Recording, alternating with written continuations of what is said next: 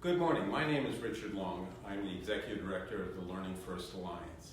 LFA is a group of 12 locally oriented education organizations that are dedicated to supporting public education.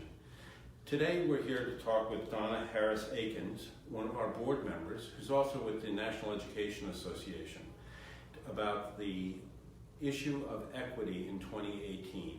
Equity is cited in the Learning First Alliance's groundbreaking compendium, The Elements of Success, how 10 million people speak to schools that are successful. And this issue of equity is something that cuts across the grain of public education in terms of being critically important for all of us as a nation. Donna comes to us today with unusually unique experiences. She is Director of Education Policy and Practice Department at NEA. She's also an attorney, graduating from Howard University. She's been involved with many of the issues of the day in terms of the writing of several rewrites of the Elementary and Secondary Education Act, the Higher Education Act, and is deeply involved with career and technical education. Her background includes not only public policy, but also how these issues impact kids today, and kids of color most especially. Donna, just to lead off, what is equity in 2018? So Rich, I think it's fair to say, actually first of all, thank you for inviting me to be here with you. But I think it's fair to say most people have their own definition of equity. When I think about equity, I think about individual students. What do they need? They come to schools, they come to classrooms as individuals. And obviously they are learning, or we hope they are learning. The most that we can do to help them have the opportunity to learn is what I consider to be equity. So if they come to the school hungry, then we need to address their hunger.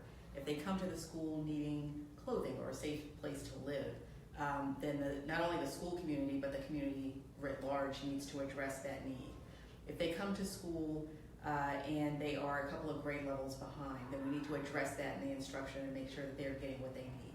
So to me, equity means making sure that all kids have the opportunity to not only be in school and to learn, but to thrive and excel, which means you've got to look at kids individually as well as look at the whole student body. This is incredibly important because how it links to what our experiences are in schools today. What do you think the most important things we should be doing to achieve this personalization and this equity will be in 2018?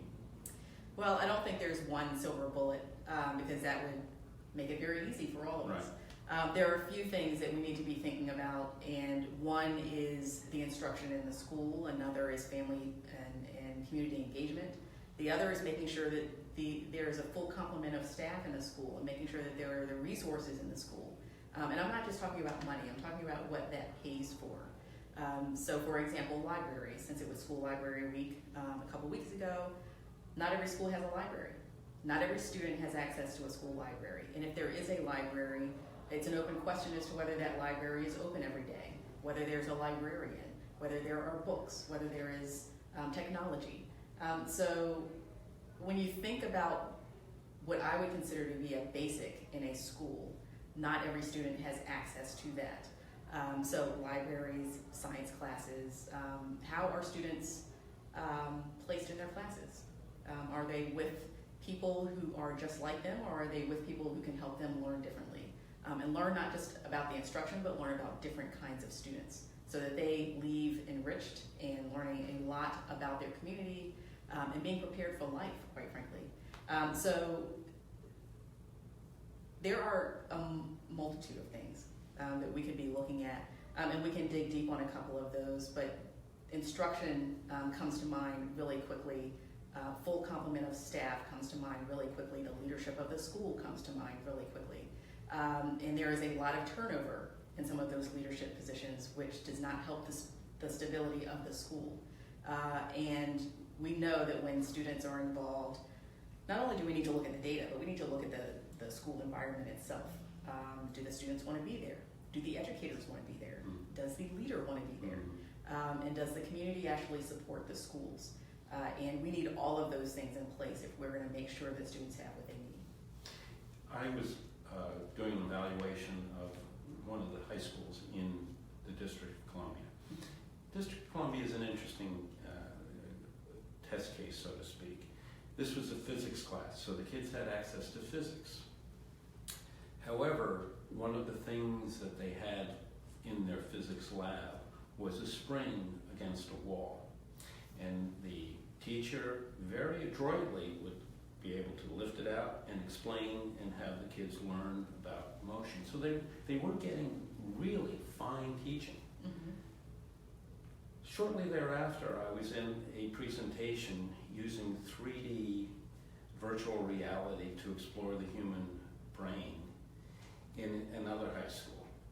And this item only costs $2,200. How do we get people to be thinking about, not just having a physics lab, but a physics lab with the tools they need? Right. Well, actually, let's go back a couple of steps, because not every high school offers physics at all. Mm-hmm. And when you look at schools, high schools in particular, with more students of color, they have even fewer physics classes or high-level math classes, which are considered gateway classes for post-secondary education. So again, it's a systemic issue, and it's not enough to think about what is in the classroom. You also have to think about what classes are actually offered to those students. But getting back to your question, it does matter what the money pays for. And so using a spring, there's nothing wrong with that. Right. And however, there are other ways to teach certain parts of physics and certain parts of other classes, quite frankly. And educators should be able to choose which pieces or kinds of resources are available to them to help their students learn, because not every student learns the same way. So as we think about the kinds of things that are available, and we've seen the kinds of things that are available in some of our most solid, our best public schools, where all students are excelling, they are thriving, they're moving on to great post-secondary education opportunities and lifelong learning. We know it works. We know what students need. The question is, are we going to actually deliver it to all of our students? Not just some, but all of our students. Getting back to the question of equity. And so I would say it's not a question of what, it's a question of when, or if even. If we are going to make the decision as a country that we care about all students being prepared for lifelong learning and for post-secondary opportunities, when are we going to resource public schools the way they need to be resourced, and organize public schools the way they need to be organized, and fully staff public schools the way they need to be fully staffed in order to make sure students have what they need? And that's a big win, and that's a big if. So I think it's all integrally related, and we have, as a country, and as educators, as community leaders, as parents, as grandparents, as whatever role you have in the community, it's a question that should be answered in every community, in every state, and across the country. I think one of the things you're talking about in terms of resources is the money, as you mentioned, but it's what the money buys. People make those decisions as to what the money will buy. Yes. And we know that there are not enough counselors out there, not enough teachers, especially in rural communities and in urban environments where poverty tends to be deeper. And we need actually to think about resources as, in addition to basic, how to overcome the effects of poverty. What are the arguments that we should be thinking about in order to bring out, essentially the elements of success? All of these groups are talking about all of these issues as being equally critical, but mixed in a slightly different way in each building. Right. What would be your advice to parents out there looking to help, and to business leaders looking to help to make their schools as productive as they could be?